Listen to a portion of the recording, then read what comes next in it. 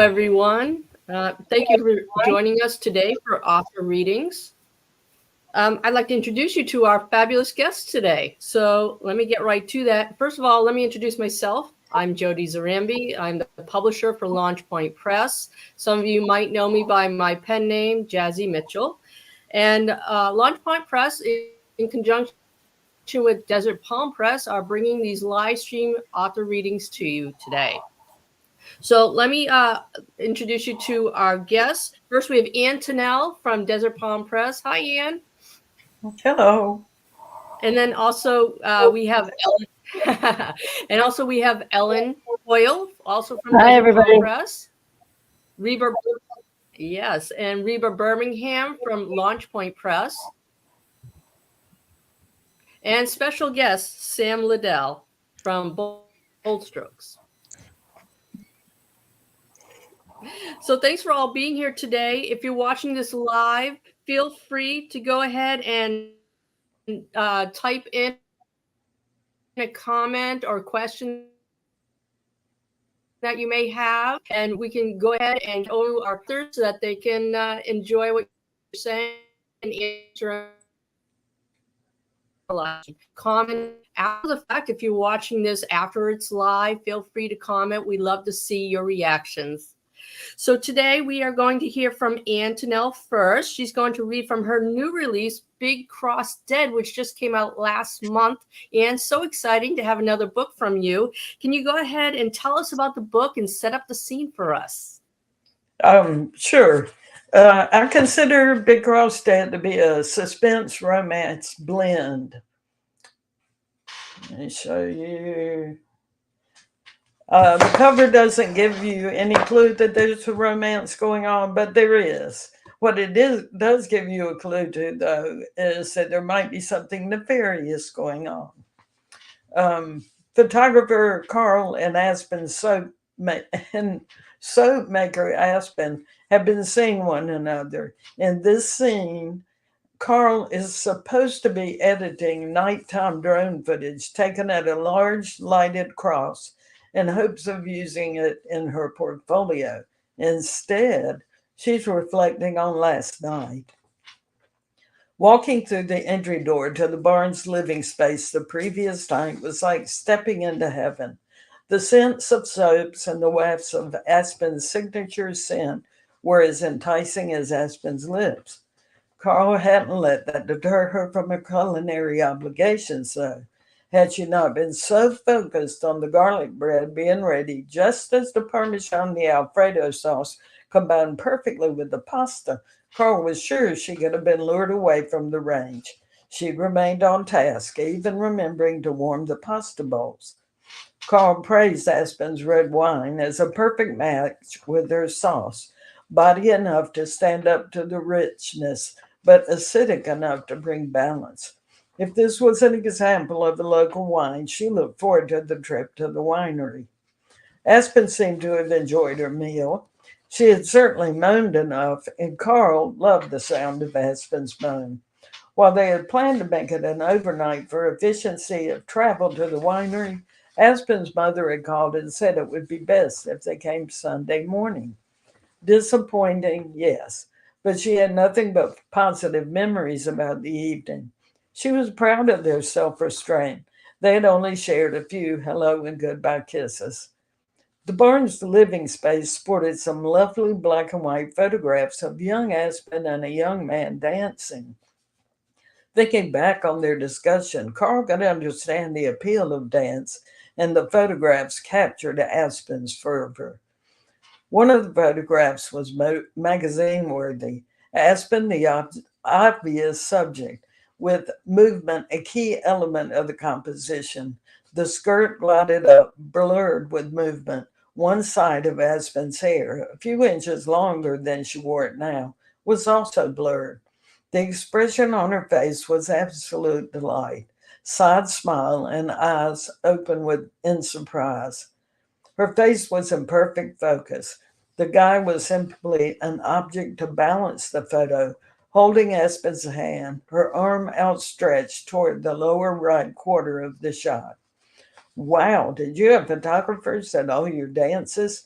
Oh, That's a reverse swing out arm hook turn, Aspen had described.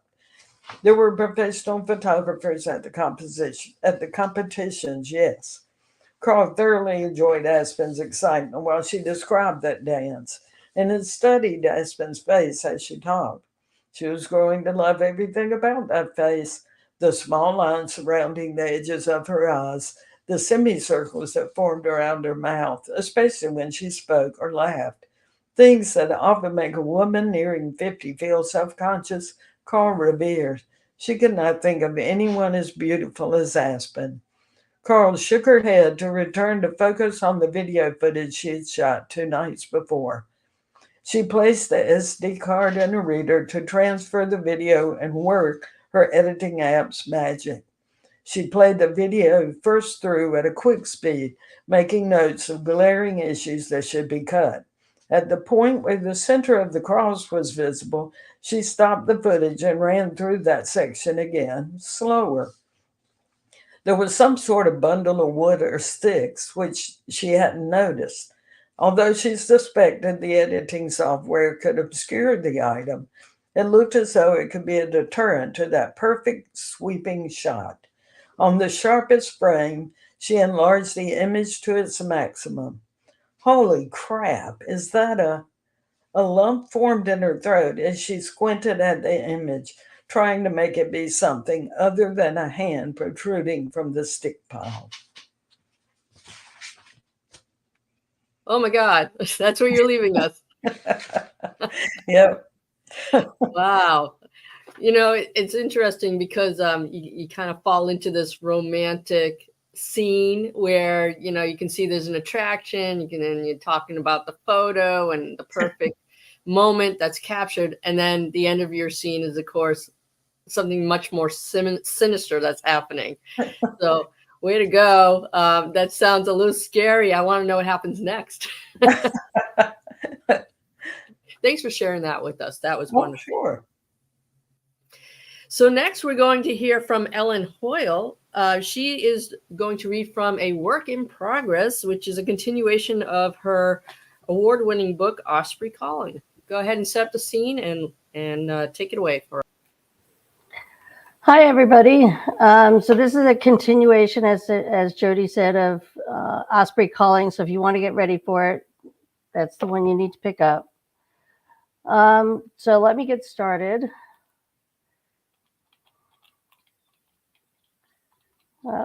Okay. So this is one of the early chapters. Riley, who was the character in the early book as a teenager, has now grown up and she's getting on with her life. So Riley's phone buzzed in her purse. Reaching in, she pulled it out and saw a message notification from her brother Ian. Hi, are you up for some venting? I could use the company. Riley thought for a split moment before answering. Your timing is perfect. Just give me 10 to feed the cat and come by. Riley jumped off the couch and dashed to the kitchen, Mr. Snidely, her cat, following close behind. She grabbed a can from the cabinet and one of his dishes from the counter by the sink. Hey, bud, you mind eating early tonight? Your uncle is coming by. You love shedding on him, so that should make up for any convenience. She laughed at the loud meow she got in response. As she jumped on the counter to supervise meal preparation, Riley began filling his bowl with his wet food and kibble.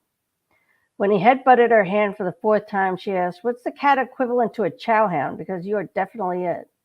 You only love me for my opposable thumbs, but I love you anyway. She put the bowl on his mat by his water. Here you go. God forbid you starve for 5 minutes. She stood and watched him while he ate because he liked the company. He ate slow, but would walk away from his food if she dared move away from it, so she was stuck. After 10 minutes, there was a knock on the front door. She didn't move, knowing Ian would just let himself in. When she heard it close behind him, she called out, Kitchen! No need to shout, you hag, he called back. Keep it up, loser.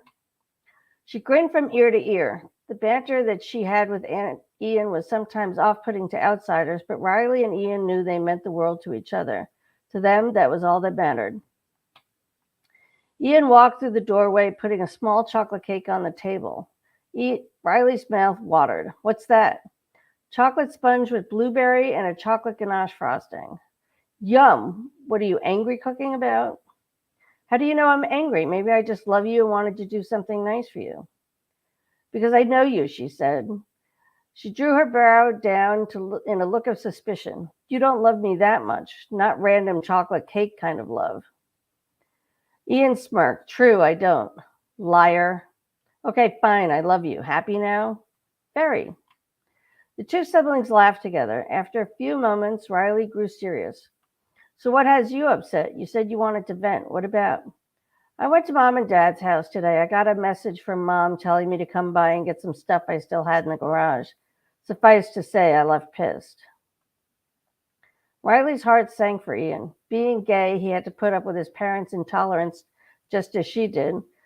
But being the youngest child, they had been easier on him to an extent. He was also smart enough to wait until after college to tell them he was gay. Riley tried not to be hurt by these facts, but sometimes it just did. He got a lot of the things she never did. The main one was a few more years of her parents' unconditional love, though he had to grow up knowing it was anything but. The love her parents gave was very conditional, and the most important condition was you don't be a homosexual. Hey, look at it this way. At least you got the chance to get your stuff. I'm sure they threw mine out the next day. She bumped shoulders with him to take the sting out of her words. Come sit down. I'll grab the cake knife. The two sat quietly as they dug into the treat. Putting her fork down and wiping her mouth with her paper napkin, Riley asked, So explain to me again why you're wasting your talents as an accountant. Because both require the same skill sets. Each requires a strict regimen of a step-by-step process and attention to detail. Baking is accounting, but with a tastier outcome. Well, I like both since you do my taxes for free, too. You're so mercenary, Ian said with a smile. Very true, but you love me anyway. Ian's demeanor grew serious. I do, and I don't think I tell you that often enough. His eyes grew shiny with unshed tears. I know you do, but if you don't stop getting all warm and fuzzy on me, I may cry, so stop. Ian wiped his eyes with his napkin and blew his nose. I apologize for being human. Won't happen again. Riley smiled, knowing that while the hurt and damage were still there, the bond they had was still good. See that it doesn't. As soon as she stood up and picked up his plate, she placed a kiss on the top of his head. How's Daryl, by the way? She called from the kitchen. He's fine. Then why are you here and not venting to him? Because his family is normal and sometimes he just doesn't get it, or I get the sense he's tired of hearing about it. Don't get me wrong, Ian said, as he came in and put the silverware in the dishwasher. He closed the door and leaned his back against the counter. Riley finished putting the leftover cake in the refrigerator. So what happened today? I made the god-awful mistake of thinking our parents might like to know about the wedding. It's not like I expected them to come, but I thought they should at least know about me and Daryl. Big mistake. What happened? Knowing her parents as she did, Riley was certain the response would be over the top and negative. The only question was how much. The usual fire and brimstone crap from Dad. Mom, of course, only sat there not saying anything. I think that hurt more. She was so sweet when we were kids. I know we grew up Catholic and all that, but I don't remember being that Catholic. At least I didn't think so. I thought it got bad after you left, but that was what was so confusing to me. Still is. They just hit it well. I'm not saying Catholicism is bad, far from it. If it works for someone, great. But you know me, I'm just not a fan of organized religion in general. However, I'm also a firm believer in to each their own. But when that hurts other people, I have a problem, and that definitely describes our parents. I don't know what to think. I wish we could help with that, but I can't. I don't have an answer. I appreciate the thought, Ian said as he reached out and pulled her into a hug. So enough of that. What has you in a mood? Riley turned away. Would you like something to drink? I have leftover seltzer. I'll take the seltzer, any flavor, and don't change the subject. She rummaged in the refrigerator and pulled out 2 cans. I ran into Sarah the other night at the diner. Del Vecchio, how is she? Good. She's having a party with her husband, Vinny, and invited me to go. That's nice. What's the problem? The problem is Leah Gardner. Leah? I haven't heard that name from you in years. What does she have to do with it? Apparently, she's providing catering. What? Why? Isn't she some high-end architect or something in Boston or somewhere? I don't know. I mean, that was what she was studying for when we broke up. Her plan was to go to graduate school at the time. Actually, I know she did. I may or may not have Googled her. A bit stalkerish, but I expect nothing less from my sister. Riley tilted her head and grinned. Thanks. Least I could do, Ian said and smiled. So then why is she in charge of food at an event for Sarah and Vinny? Something about oysters. A shock on Ian's expression would randomly be funny. Wait, she's left the world of money to become a fisherman? It would seem so. I thought we only did scallops around here. The bay is good for both, apparently. I only lived here for 35 years and never knew that, but apparently it is. Well, don't feel bad. I didn't either. How do you feel about meeting her again after all these years? Honestly, a bit scared. She was so hurt and angry when she came and saw me in the hospital after the accident.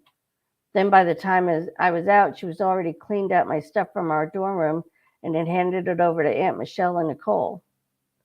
They never told me what happened when she dropped it off. I tried texting, calling, emailing her, but I got crickets. Even her parents didn't respond.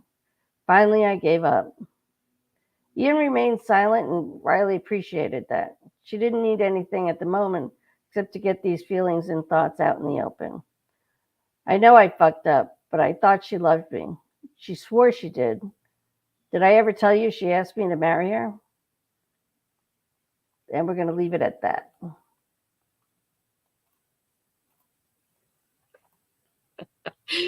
Well, there's a lot to unpack in that excerpt you just read to us. Yeah, a lot of unpacking, as always. How long is this in the future from Osprey Calling? Well, Riley was about 15 when Osprey Calling took place, so this is about 15 years in the future from that. 10, Wow, okay. Years. So this is great. We get to find out what's happened to those characters within that time to some extent and see Riley all grown up with, her heart broken at some point, and we get to see how that all plays out. Thanks so much. That was a great excerpt. Thanks.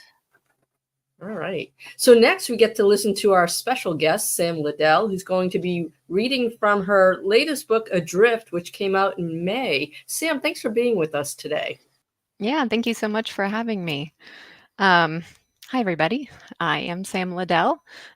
Like Jody said, I'll be reading from Adrift, which is my latest sapphic historical romance. The story is set in 1920s California and follows two women, Jeanette Castro, who is a reluctant bootlegger, and Alice Covington, a grifter. So the scene I'll be reading is from Alice's point of view.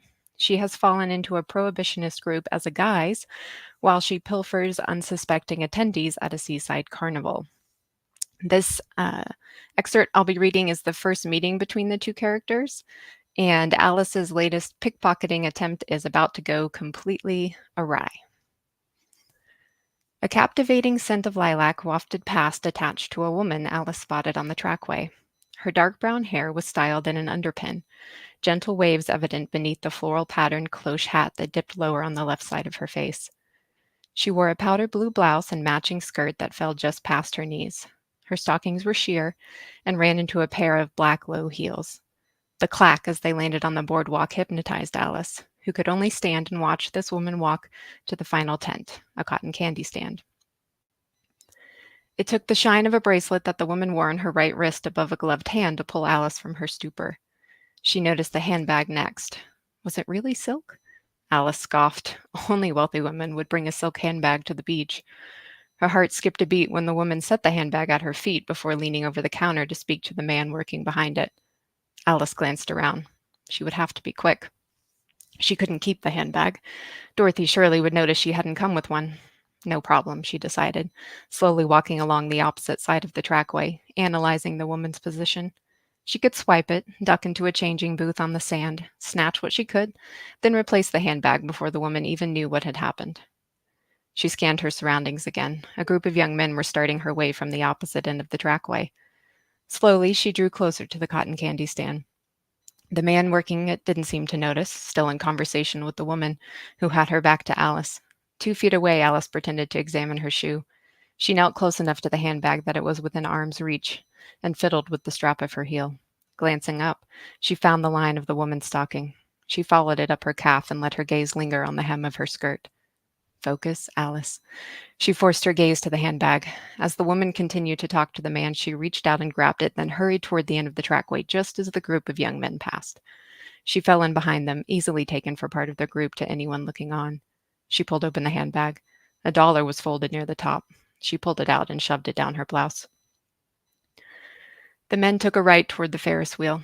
Feeling pleased, she looked up, only to collide with the troop of college boys. They rushed over the trackway in 2 waves, the first running past her, through her, more like, as they shouted for the second to catch up. One of them collided with her shoulder, jostling her. She stumbled back, dropping the handbag. Another rammed into her, pushing her forward, and she turned, trying to keep an eye on her latest treasure. A sea of limbs and loud voices surrounded her until the boys moved on. "Well, pardon me," she shouted after them in a huff, adjusting her hat and flattening her dress. She blew a strand of hair from her face, hoping they could feel the glare she leveled at the back of their heads as they wandered on, oblivious. She sighed, then recovered the handbag. As she straightened, though, she realized how empty the trackway was. Her body grew hot as she felt somebody watching her. Turning, she realized that the woman and the man behind the cotton candy stand were staring. The woman lifted her chin, a concerned line between her arched brows that framed a stunning pair of deep brown eyes. Alice considered running, but she would have to explain to Dorothy why she had a handbag. Her mind spun with options, all of which seemed ridiculous, and she cursed herself. Her mother's voice screamed in the back of her mind. Rule number 1, don't let the target see your face. "Miss, are you all right?" Alice blinked. The woman was still watching her. Alice leaned sideways, her body in a war with itself on which direction to go. The carnival sound seemed distant as the ocean and sky compounded, pressing down as a sudden tug pulled at her chest. She clutched it to quell the rapid beating of her heart. "Miss?" Alice gripped the handbag, though she was certain the woman had to have noticed it.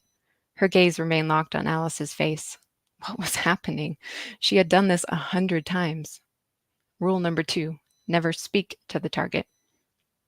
Alice replied, "I'm fine, thank you." Damn it. "You don't look fine." The woman seemed to hesitate. She turned to say something to the man, who seemed relieved to be through with whatever discussion they were having. The woman stepped closer. "Are you quite sure?" Alice stepped back. Lilac hit her again, this time wrapped around the air in a breeze. The woman's light brown skin was touched with rouge on her prominent cheeks. Delicate-looking pearl earrings dangled from her earlobes. She was beautiful, and Alice couldn't stop herself before she presented the handbag between them. "Is this yours?"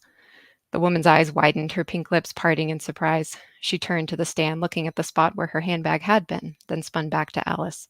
"Oh, well, yes, how did you—" "I saw someone take it," Alice said quickly. She pointed down the trackway vaguely. "One of those boys, an easy prank is my guess. The fella ran into me, got scared, dropped it, and took off." The woman listened, glanced around, then refocused on Alice. She seemed to contemplate the story for a moment, a slight tilt to her head as she frowned. Alice pulled herself up, noticing the dimple in the woman's chin. It was adorable. Focus, Alice. Confidence was key in getting out of sticky situations. She'd already broken 2 rules. She needed to get away from this woman, who took back the handbag slowly. "Well, I'm glad you were here." She smiled, her eyes still curious but brightening. Alice could only nod. She stepped back when the woman said, "You're sure you're fine? Here, there's a bench just over there." She pulled the handbag string over her left wrist, then reached out. Alice stiffened, and the woman stopped. Her brows shot higher beneath coiffed bangs. "I'm here with friends," Alice managed to say. God, what was she doing? Why was she still talking to this woman? She met her gaze, and the tug in her chest seemed to settle as the world realigned itself. A warm spark reached out from the woman's eyes, and Alice felt a deep, nearly forgotten longing spike near her ribs. "Well, you may want to find them and have them escort you home.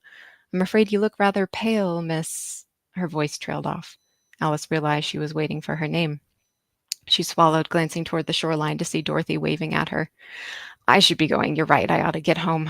The woman's bottom lip jutted in a small pout at not getting a name. Alice glanced at the handbag. The clasp was still open. She started when the woman reached a hand out, resting it on her arm. "You're certain you're all right?" Lost. That was how she felt. Alice felt utterly lost. Sweat gathered under her arms and on the back of her neck, the sun seeming to burn above her head from its seat in the cloudless sky. She closed her eyes as more warnings rang in her mind. Her mother's voice grated like rusty gears in her head. She'd never failed a job this grandly, not since she was too young to truly understand her parents' profession and the rules that came with it. Rules meant to keep her out of the eyes of the law. Rules to keep her with her parents. Rules set in place to keep her working another day. I'm fine, she said quietly, pulling her arm back. When she met the woman's gaze again, it held a look Alice didn't know what to make of. The woman smiled softly before saying, "Well, thank you again for returning this." She pressed a hand over her chest. "I'm Jeanette, by the way." Alice stood, certain she seemed like a dunce, too dumbstruck by her own failure to form a response. "Please take care of yourself," Jeanette added, giving Alice's shoulder a pat before she turned to go. For a time, Alice stood watching her. Her breathing slowed, but her throat dried as her gaze landed on the way Jeanette's skirt clung to her hips and the confident stride she walked with. When Jeanette turned back, Alice blushed at being caught watching her. Jeanette only smiled and waved. Stiffly, Alice waved back. The world seemed to tilt again. Alice was floating, adrift, confused by what had transpired. I gave back the handbag? What on earth had compelled her to do such a thing? She could have run. She could have tossed it beneath the trackway and said she saw someone else walk off with it. She could have done so many things. Anything except what was good, what was right. Jeanette disappeared into the crowd, but Alice only stood there, recalling Jeanette's brown eyes. She inhaled sharply, the lilac fading, already a memory. A crushing feeling hit her as she knew exactly why she'd done what she had, and that reason broke every rule in the book. Thank you. Great job. I really enjoyed that scene that you read for us. And I like that Alice is so confused with what is she doing? That was great. Captivated by the stranger that she tried to pickpocket. That's great. All right. So why don't we go on to our next reader? And that's going to be Reba Birmingham. Hello, Reba. How are you today? I'm well. How are you? Good, good. So you're going to be reading from Circle of Stones, which is book 4 of the Hercynian Forest series. I'm excited to listen to this today. Why don't you go ahead and tell us about the book and set up the scene? Okay. This book is described as slipstream. Say that 5 times fast. I have contemporary characters, Panda and Mitzi Fowler, who are a married lesbian couple. They have their very best married lesbian couple friends, Valerie and Juniper. And they've all been fighting evil now. This is their 4th book. And this book is pretty wild as far as external events happening. This scene comes right after a fire at the Botanica. Valerie, who is Native American, had gone to get certain herbs for a sweat lodge to heal Panda. And now she's in the hospital after being rescued. Valerie was doing better after being administered oxygen, but she was still in an ER bed, arguing with an orderly. She lifted her mask. "I need to leave. Where did you put my clothes?" "Whoa," the orderly said. "Smoke inhalation can be serious." He frowned. "The doctor hasn't seen you yet. Please rest. She'll be here soon." Still woozy, but starting to feel alarmed, Val responded, "No, I need to get discharged right away." The nurse came in, a cheerful smile on her face. "Now, what could be so important?" "I must go. It is a matter of life and death." The orderly and the nurse exchanged dubious glances. "I'll get the doctor," the orderly said, and rushed off. Thankfully, Juniper's demanding voice could be clearly heard through the curtain around her bed. "Where is Valerie Gooden? Who's in charge here?" Relief flooded through Valerie's body. "In here," she shouted as loud as she could, which triggered a coughing fit. "Valerie?" Juniper's voice again. "In here." The curtain opened dramatically, and Valerie saw the worry in her wife's eyes. "There you are." Juniper exhaled heavily. "Are you okay?" Valerie coughed and said, "I'm fine, but I need some water." "Twilight, water," Juniper said. On it. After they were alone, Juniper asked more quietly, "What happened, Val? You smell like smoke." Valerie's face was serious. "Elsa and I went for the herbs we needed." She grabbed her wife's arm like a lifeline. "Junie, there are more Lupus Imperium forces still in our town. One of them set the Botanica on fire and tried to kill us. Get me out of here. Panda and Puddle found us and—" Her voice broke. "If they hadn't come, we'd be dead." "Oh my God."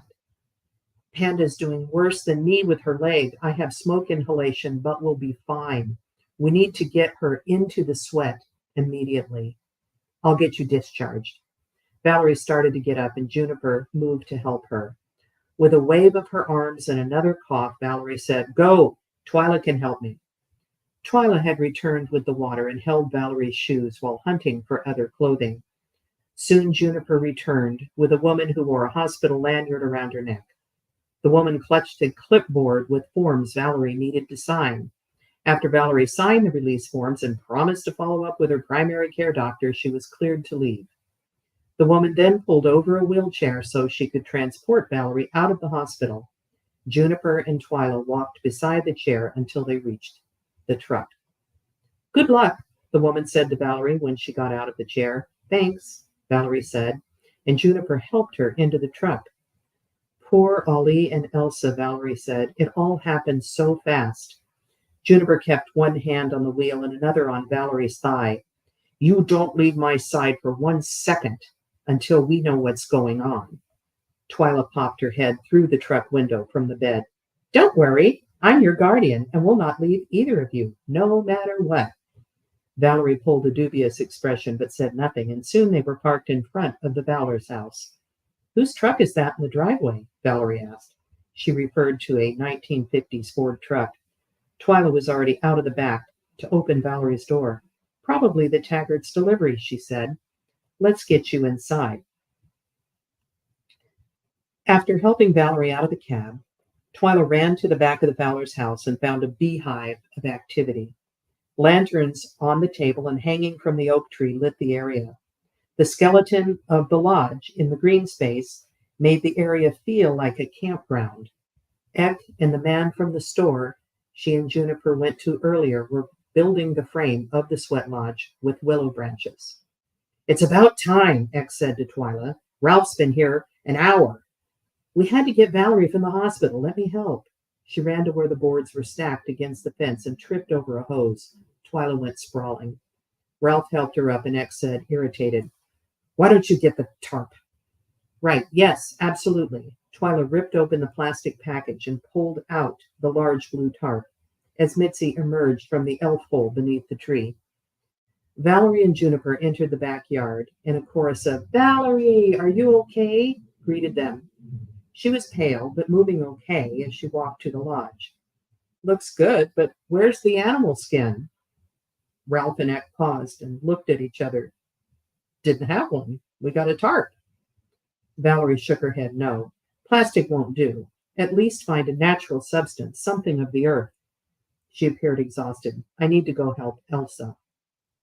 Eck said, "She's downstairs with Panda and the cats. I'll take you." Valerie nodded and followed Eck to the secret entrance. Juniper followed and said, in spite of the circumstances, "I can't wait to see it." Eck moved in front of her. "Sorry, Juniper. It's pretty crowded under the tree, and Elsa is stressed." His tone was apologetic. "Let Valerie and Elsa do their work, and I promise to show you later." "Of course." She gave Valerie a quick kiss and watched her disappear in the magic thistle bush. Juniper embraced all creative things and was also a good organizer, having organized many installations at the museum. "Okay, people, where can we get enough animal skin, or at least leather, to finish this lodge?" Mitzi wrinkled her nose. "I saw a large zebra skin rug today at Doug Harker's house in his downstairs parlor, but that's obviously off limits. Do you think the Windingles would have anything like that in their mansion?" Juniper laughed. "No. Charlotte is a vegetarian, at least this week. She purged the house of all of her father's hunting trophies years ago. What else can we use?" Twyla pulled Juniper aside. "I'll be back in a few minutes. You'll be okay if you stay here with Eck. Can I have the keys to your truck?" I guess. I'm certainly not going anywhere. Juniper was puzzled. Where do you need to go? Twyla's face was solemn. Fairy business. Top secret. Juniper handed her the car keys before asking Eck, "Did you get the willows?" The brainstorming went on as Twyla slipped away. From the corner of the Harker Street, Twyla saw a light shining through a window on the third floor of his home. After parking, she turned off the headlights on the truck and studied the situation. The front yard was well lit, with a hedge-lined driveway revealing a black Tahoe parked in front of the broad porch. The stakes were so high. She knew that Panda's life could literally depend upon this sweat going right, and they needed an animal skin. Eck would be so proud of her if she brought back the animal skin rug they needed for the lodge, but it wouldn't be easy. The light in the upstairs window told her at least one person was still up, so she'd wait until it went out. From what Mitzi said, the rug would be on the ground floor. Isn't that where parlors were? She slipped out of the truck cab, wincing at the squeal of the metal door. She walked silently and willed herself to blend in with the scenery. Being one with the scenery was much easier to do in the Hercynian forest than in Doug Harker's front yard. What a spread! It was about 50 feet from the curb to the 3-story mansion. An ornate fountain and low, well-lit beds of flowers and shrubs formed an intricate pattern fit for such a stately residence. Thankfully, trees also lined the long driveway which circled around the landscaping and led back to the street. Twyla grinned. Trees were home to fairies, and she could use them like her own personal highway to avoid being seen. After successfully hopping from tree to tree, she was almost to the house and started descending to the ground when a loud dog howl from below made her freeze.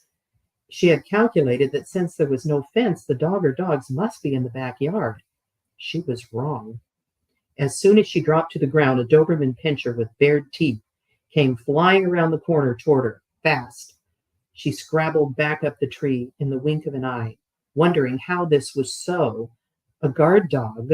Surely they wouldn't leave that lethal animal to roam the neighborhood freely.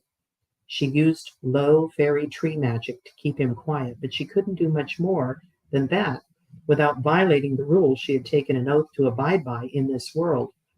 She focused on the metal sign affixed to a pole, announcing the invisible electronic fence. Doe. The dog growled low in its throat and sat staring up at her. It was a standoff. She needed that rug, but now she felt trapped and regretted not telling anyone where she had gone. Nicely done, Reba. That's a great excerpt with all that action happening. Oh my goodness, so much happening. And it's a nice introduction to people who haven't read your books. You know, that's the 4th in your series, but you can still understand what's happening there. So, you know, the fire and the sweat lodge and Twyla, the messed up fairy, she always has a heart of gold that keeps on, you know, something's always happening. It's never straightforward for her. So thank you for introducing those characters to people who have not heard from them before. Thank you. Absolutely. So that was great listening to all of our wonderful writers today. And we have a few more minutes. So I have some burning questions for my writers. And I'll just say the first one and you can volunteer to answer it. Here's the first very, very important question, which is, if you could transform into any animal at will throughout your life, what would it be and why? Who wants to try it? I'll go with that. Okay. Okay. Ann, Okay. go ahead. A cat. Okay. And why a cat? Because they're not expected to be anything but aloof and standoffish, or they're sleeping. So while you're sleeping or fake sleeping, you can hear all sorts of conversations. And it's easy to endear yourself to your owner, or your human, because all you have to do is a few cute little tricks or snuggle. That's right. We forgive them everything when they do that. Great. Thank you. Who else wanted to contribute to that? I think I will. I think I would like to be a wolf. A wolf. They're pack animals, but yet they're solitary in that they're very rarely seen. I like that idea. Okay. Yeah, that's good. It's like, you're seen when you want to be seen, basically. That's Yeah. it. But you have your own path It's too. the introvert in me, I guess. Yeah. And 90% of writers. Yeah, really. How about you, Reba? Oh, that was a tough one. I was thinking cat too, because I'd love to walk along the fence and look into people's yards because I'm very nosy. I love to watch people, but not in a creepy way. I'm just interested in the way they behave. But I think a bird. It would be so cool to be able to fly and just see things from a whole different angle. But I don't want to eat bugs. That's the problem. Right. Well, if you're a bigger bird, you can eat meat. Yeah, good point. How about you, Sam? Yeah, I actually have the same answer as Ellen. I would be transform into a wolf. They've just always been my favorite animal since I was a kid. And for similar reasons, right? Seen when you want to be seen, which sounds appealing. And I just think they're majestic and beautiful creatures. So I would choose a wolf. Excellent. Okay. And it's kind of funny. Two of you like the wolves, two of you like the cats, and then, branching off from there. Like, carnivore birds for Reba. So, all right, let's go to the next burning question, which is, what is your go-to lazy dinner? And I'm sure we've all been there. We've been in a hurry, or feel like cooking or whatever. So what do you do for that? My guilty pleasure is chicken nuggets and pizza rolls. Both easy to make. You just pop them in. All right, cool. What else? Who else? I make a baked potato and a roast broccoli. It's easy for me. It's easier than most of the things I cook. So. Oh, nice. Okay, so it's a something that doesn't take long to do, and it's very fulfilling. Sounds like, yeah. Okay, so you said guilty pleasure. Yeah, a go-to lazy dinner, not a guilty pleasure, really. But, okay, that's although it can be, I guess. Yeah. There's a place in town that has a smash burger that's just to die for, and it's actually called Crack Burger, and it's just addictive. And I try not to have it too often, but when you're really tired, and it just sounds like fun. Yeah, and you don't have to cook, so win-win right there. Clean kitchen, yes. That's right. No dishes. How about you, Sam? Mine, well, I'll have to admit I'm not a big cook to begin with. I'm spoiled with a fiance who loves to cook. But if I'm left to fend for myself, I would probably toss in a frozen pizza. That's my go-to. Yeah, sounds good. Yeah, and really that's it, right? At the end of a long day, sometimes you just do not want to cook, or you don't want to expend too much effort cooking. And especially in the summer, I mean, I know today's the first day of fall, but in the summer when it got too hot, the last thing you want to do is be cooking in the kitchen. So cool, thanks. And so one last question for all of you, not hard at all. Any last details you want to share with the people watching this today about your work that you read from today, or about any other project that you're working on now? So we'll go through each of you and just tell us a little bit more about whatever project you're doing right now, or about the book that you read from. Ellen, you can start us off. Well, there's going to be, as in my past book, there's going to be a lot of trauma involved. So we'll just give that warning out. Riley's recovering from a whole lot of mess in our life. Okay, cool. Well, we expect nothing less from you, Ellen. So thank you. You're going to put us through the ringer. Definitely going to be a ringer. How about you, Reba? Okay, I do need to mention, because in looking for things to read from the fourth book, which starts a new arc of evil that these people are fighting, there is a bit of a trigger warning, because there is a shooting, and nobody dies in the shooting, but still it can be triggering to people. And I've been enjoying exploring a lot more action, and now I'm almost ready to submit book 5, which it really is very full of action. I'm finding I really enjoy watching my characters and how they react and watching them grow. Panda starts out really kind of shut down in the first book, and by the time we get to 5, she's like, "Bring it," you know. So I hope people don't miss that, you know, watching the characters grow in courage. Right. And hopefully people will read the other books in your series to get that back story of them, because it really is quite the character arc where they go from just modern day business women, and then how they have to step into their roles and deal with magic and tap into their own. So there's quite this arc going for these characters, and you see them shift and change throughout each book. So it is fascinating. And I hope people will go along that journey with you. And I'm really excited about getting book 5 from you soon. I know we're hoping to get that published by the end of the year. It'll be a bit of a rush, but we're going to try and do that definitely. Because I'll tell you, I want to know what happens next. And I'm sure your readers do also. So thank you, Reba. Thank you. Ann, go ahead.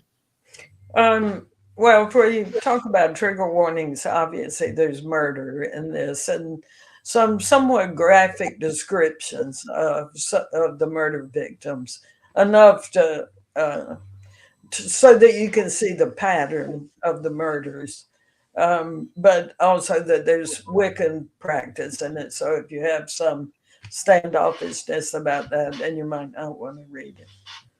Okay, that's a good warning. And, you know, I mean, the thing is, I was actually talking about this with my kids, that death is part of life. And just about any cartoon movie you watch, someone dies, you know, the parent dies or someone dies. And it's true for most books, too, because, you know, that is traumatic for the people they leave behind. So definitely, you know, we need the trigger warnings, but also it's not that unexpected. In a lot of books, you're going to see that someone dies and impacts the person or people who are left behind. So thanks for that, Ann. And Sam, go ahead and finish us out. Tell us what you want to tell us. Sure. I'll share just a bit more detail about Adrift, which I read from today, and that it's a historical romance, right? And I I got a comment from my editor actually when I first started writing historical romances that they tend to be more like alternative history, in that, you know, we obviously know and understand the bleakness that can come with history, particularly for women, particularly for queer people.